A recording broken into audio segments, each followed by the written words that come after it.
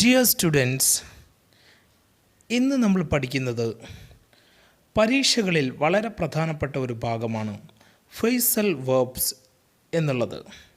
വിദ്യാർത്ഥികളെ സംബന്ധിച്ചിടത്തോളം ചിലപ്പോഴൊക്കെ ബുദ്ധിമുട്ടിക്കാറുള്ള ഒരു ഭാഗമാണ് phrasal വെർബ്സുകൾ.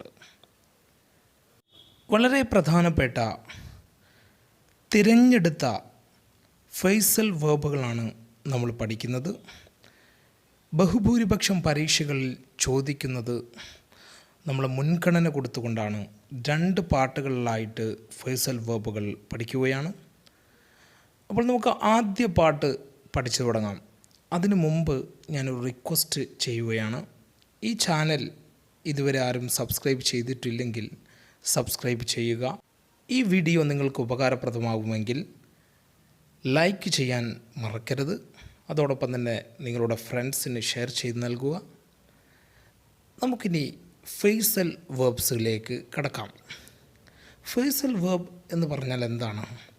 A verb plus A preposition or an adverb which create A meaning different from the original verb.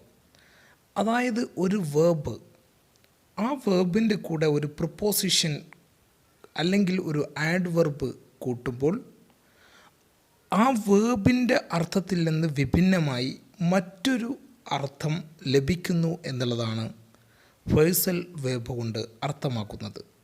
ഉദാഹരണത്തിന് പുട്ട് ഓൺ. ഇതിൽ പുട്ട് എന്ന വേർബിൻ്റെ കൂടെ ഓൺ എന്ന പ്രിപ്പോസിഷൻ കൂട്ടിയിരിക്കുകയാണ്.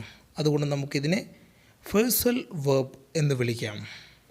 ഇനി തിരഞ്ഞെടുത്ത കുറച്ച് ഫ്രേസൽ വെർബുകൾ നമുക്ക് പഠിച്ചു തുടങ്ങാം. ആദ്യമായി പുട്ട് എന്ന വേർബിൻ്റെ കൂടെ പല പ്രിപ്പോസിഷൻസുകൾ ചേർക്കുമ്പോഴുണ്ടാവുന്ന പ്രധാനപ്പെട്ട ഫ്രേസൽ വെർബുകളാണ് നമ്മൾ പഠിക്കുന്നത്. ഒന്നാമത്തേത് പുട്ട് ബൈ, അതായത് ഇംഗ്ലീഷിൽ ഇതിൻ്റെ അർത്ഥം വരുന്നത് ലേ ബൈ, ഭാവിയിലേക്ക് കരുതി വയ്ക്കുക എന്നുള്ളതാണ് അർത്ഥം വരുന്നത്. നമുക്ക് അതിനെ സെൻറ്റൻസിൽ പ്രയോഗിക്കുമ്പോൾ എന്താണ് അർത്ഥം വരുന്നതെന്ന് നോക്കാം. We put by something for future days.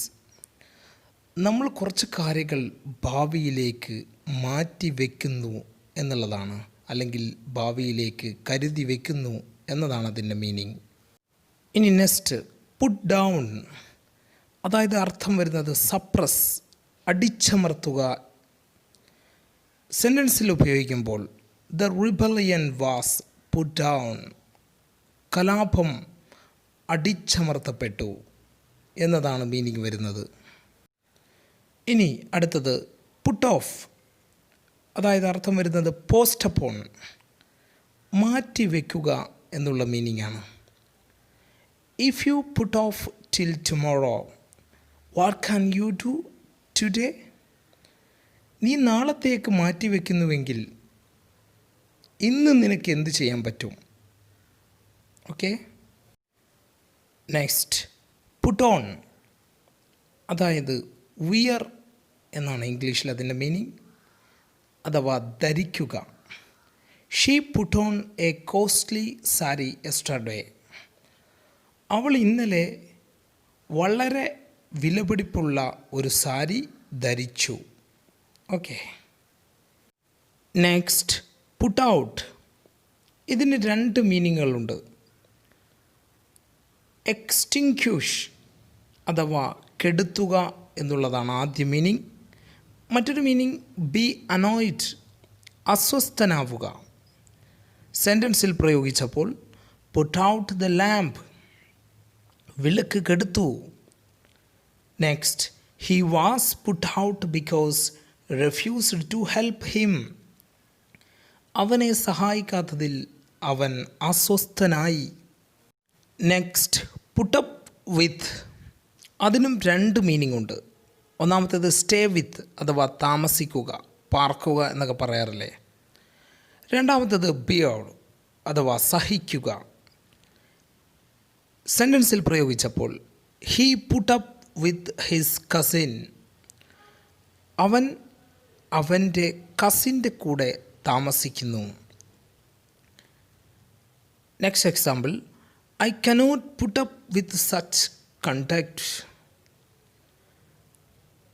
എനിക്ക് അത്തരം സ്വഭാവം സഹിക്കുന്നില്ല എന്നുള്ളതാണ്.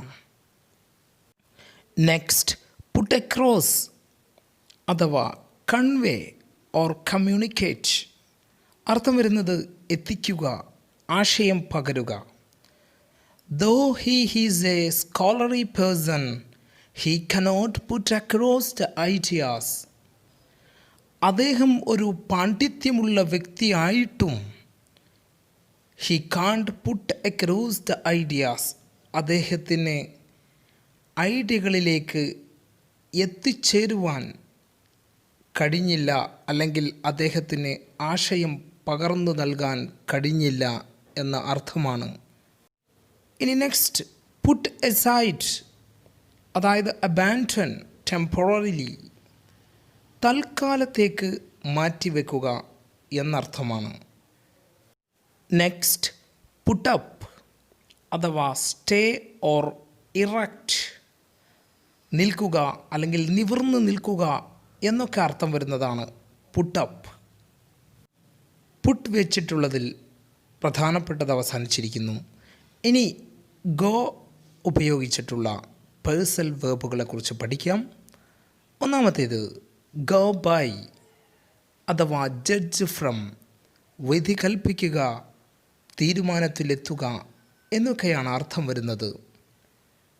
സെൻറ്റൻസിൽ ഉപയോഗിക്കുമ്പോൾ you cannot always go by appearance, നിങ്ങൾക്ക് എല്ലായ്പ്പോഴും കാഴ്ചയിൽ വിധി കൽപ്പിക്കാൻ സാധിക്കില്ല, അതല്ലെങ്കിൽ കാഴ്ചയിൽ എല്ലായ്പ്പോഴും തീരുമാനത്തിലെത്താൻ സാധിക്കില്ല എന്നതാണ് അർത്ഥം വരുന്നത്.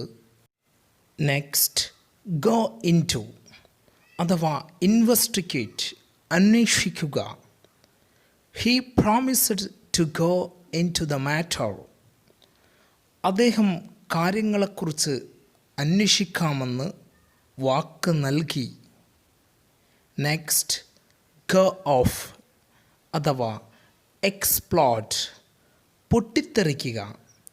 The gun went off suddenly, ആ ഗൺ പെട്ടെന്ന് തന്നെ പൊട്ടിത്തെറിച്ചു എന്നർത്ഥം വരുന്നു.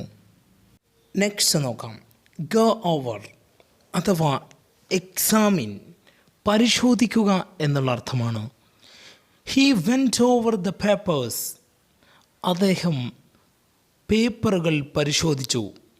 ഇവിടെ ശ്രദ്ധിക്കുക, വെൻറ്റ് ഓവർ എന്നുള്ളത് ഗോ ഓവറിൻ്റെ പാസ്റ്റ് ഫോമാണ്.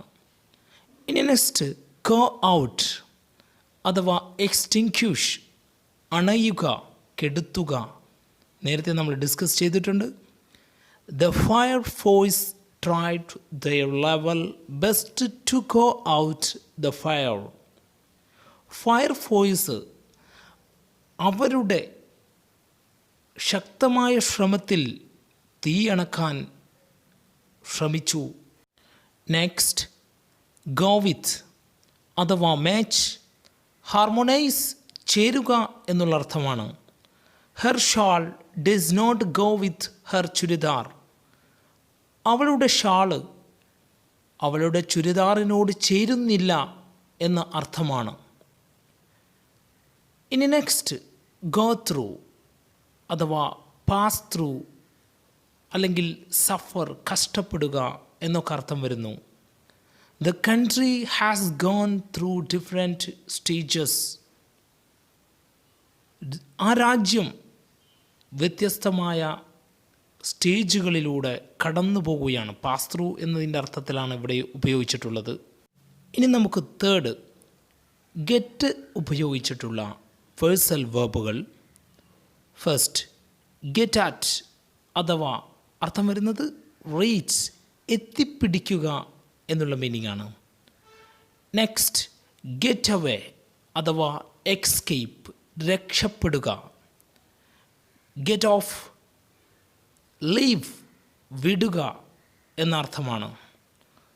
ദേ get off the bus and walked away, അതായത് അവർ ബസ് വിട്ടു നടക്കുകയായിരുന്നു. നെക്സ്റ്റ്, ഗെറ്റ് ഓവർ അഥവാ മാനേജ്, ഓവർകം, മറികടക്കുക എന്നുള്ള അർത്ഥമാണ്. സെൻറ്റൻസിൽ ഉപയോഗിക്കുമ്പോൾ she took a long time to get over the shock of her father's death. അവളുടെ ഫാദറുടെ മരണത്തിൻ്റെ ഷോക്കിൽ നിന്ന് മറികടക്കാൻ, മുക്തി നേടുവാൻ ഒരുപാട് സമയമെടുത്തു. ഇനി നെക്സ്റ്റ്, ഗെറ്റ് അണ്ടർ അഥവാ കൺട്രോൾ, നിയന്ത്രിക്കുക എന്നുള്ള അർത്ഥമാണ്. ബാക്കിയുള്ള പ്രധാനപ്പെട്ട ഫ്രേസൽ വെർബുകൾ നമുക്ക് അടുത്ത പാർട്ടിൽ പഠിക്കാം.